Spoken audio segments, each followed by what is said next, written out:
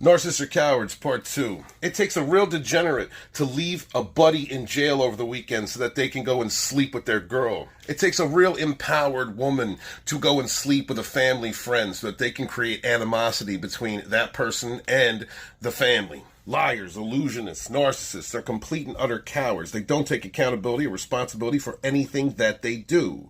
They will not step to the truth. They don't know how to be honorable. They don't know how to be forthright. They never get held accountable for something that they actually did. If they were forced in a position to have to admit, yeah, I cheated, if they're like crawling back to try and get in the house or try and get money for a bill or whatnot, trust and believe that whole sob story is fake, and they are harboring hate against you. They will hold it against you, and they will destroy you if they possibly can in the most heinous ways, because how dare you hold them responsible for the shit that they do.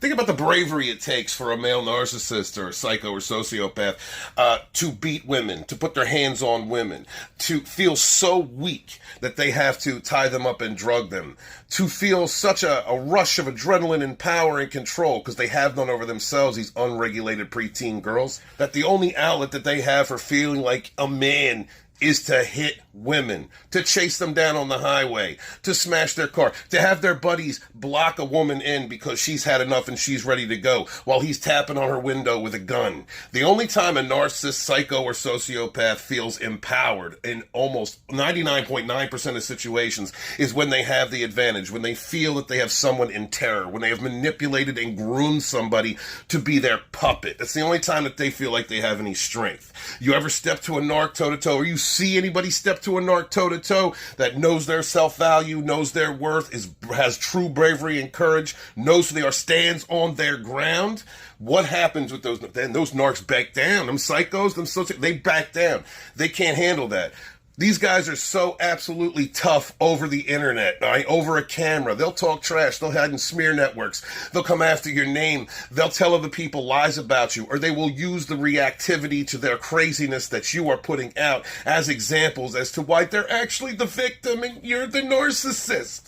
We're talking about real bravery here. Narcissistic woman's ability to jump from bed to bed to bed to bed to bed, not tied down, not be true to a man, not be honest with them, not be the homemaker, not be the emotional support system. The absolute uncanny bravery of a woman with a whole bunch of illegitimate kids making more or using them to get sympathy from good men, kind men, so that they can get their bills paid, while they eventually hours later go tap the back of their throat with Devon's dick. Completely stunning, unbelievable behavior to abandon a woman that they're triangulating after they had a kid with them, to give them insults when they're going through postpartum, and then go get another main supply because they can't deal with the responsibility of taking care of their own child, deal with the responsibility of taking care of a woman who just gave birth. We're talking about the top echelon of society here. A covert, manipulative narcopath whose body count is, if you timed it by 3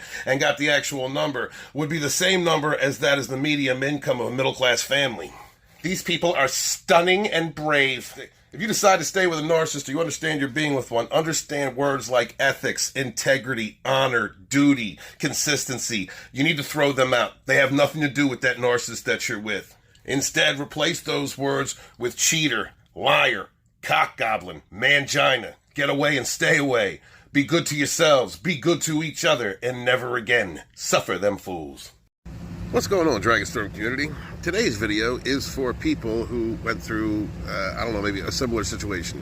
A situation where you had a lot of friends at one time, and you didn't realize that a lot of those people were toxic. You didn't see it. You couldn't see it until you went through narcissistic abuse, until you dipped your wick in a sarlacc pit, until you got with someone who was soulless, who you thought loved you, but they didn't, and they lied to you, and they triangulated you, and they were a fool to you, made you look like a fool, like they were like an energy vampire from Night of the Living Cock Goblins or something.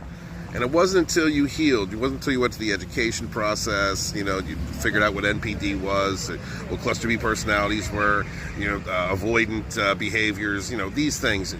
It wasn't until you educated yourself and you figured out what toxic behaviors were. And these things helped you, not just for yourself, but also to recognize in other people. And you also had to isolate from everybody. Because, I mean, if you were smear campaigned by a lot, if a lot of your friends turned into flying monkeys, if toxic people came out of nowhere from every direction while you were weak, while you were down and came after you, you had to isolate. You had to get away from there's definitely a level of, there's definitely a phase of fuck people that you go through. Just fuck everybody. I'm going to be on my own. I don't trust a damn person. But eventually you come out of that. And there's always those one or two people that you still talk to or you still have faith in. But as you start re-emerging into your social circles or people that you used to talk to, you begin to notice behaviors that you did not notice before. First off, you understand why you were susceptible to that hoovering hobgoblin for whatever reason it was. Whether you had weak boundaries, you believed people too much, or you saw the best in people, you had attachment issues or abandonment issues. Whatever the reason was, by the time you've healed and come back into society, so to speak, you have healed those things inside you. You recognize them, you recognize those triggers, you understand what your worth is, and you just see it clearly, which helps you since you see yourself so much better. Since you've healed and you understand yourself, you know what you put up with and what not to put up with. You recognize red flags. You recognize toxic, selfish behavior, people trying to manipulate you. You understand that if a person's words and actions do not align, the liar stands before you. You understand that birds of a feather flock together, and no matter what what a person says to you, no matter how good a game they kick, if they are hanging around trash, they are trash. So you understand these things now. You also understand that you don't pop off at the mouth. You don't need to pop off all the time. You don't need to be the loudest person in the room. You don't need to point out when a liar walks in. You don't need to point out toxic people. An educated person should know, a self-educated person or an enlightened person should be able to see when a toxic individual is being a toxic individual. And also understanding cluster B personality disorders and narcissism, toxic people love negative fuel. They love a negative reaction. They love to know that whatever crap is tumbling out of their fucking face hole is going to hurt someone or create emotional reactivity in someone.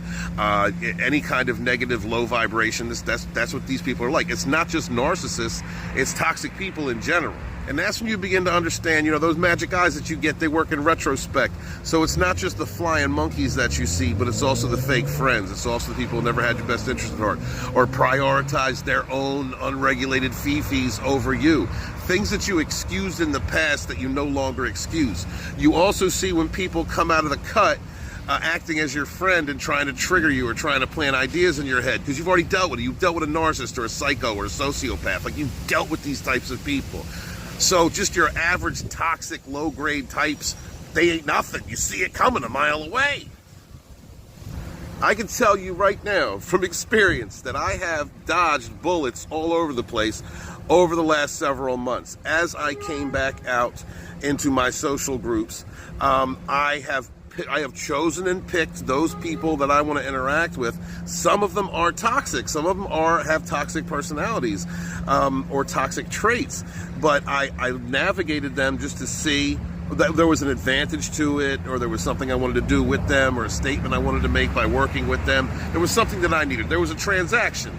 Operating in that way, which, by the way, those of you who are former people pleasers and think that the world is sunshine and rainbows and evil people are just evil, that's not how the world operates. All right, it's not business sense. It's not the real world. You have to sometimes operate around toxic people.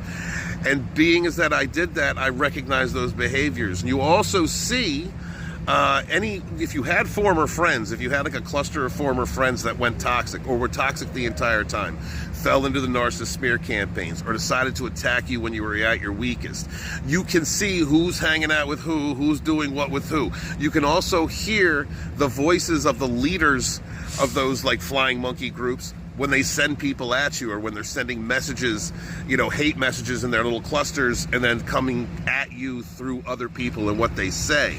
You see it coming a mile away. Long story short, I just wanted to say that as you know yourself, become educated, as you understand what it was in you that allowed you to be weak to a manipulator or a con artist, when you come out of this, like when you get out of the isolation phase and then you are re-emerging into your social groups, you will lose people. You will continue to lose people, and don't let that discourage you, because you're going to lose people who show their own ass. You're going to lose people who are so emotionally toxic and unregulated. They're all so upset. This is the thing. You will lose people, toxic people, who are so upset that you are motivated, healed, that you can't be manipulated anymore, that their tricks don't work on you.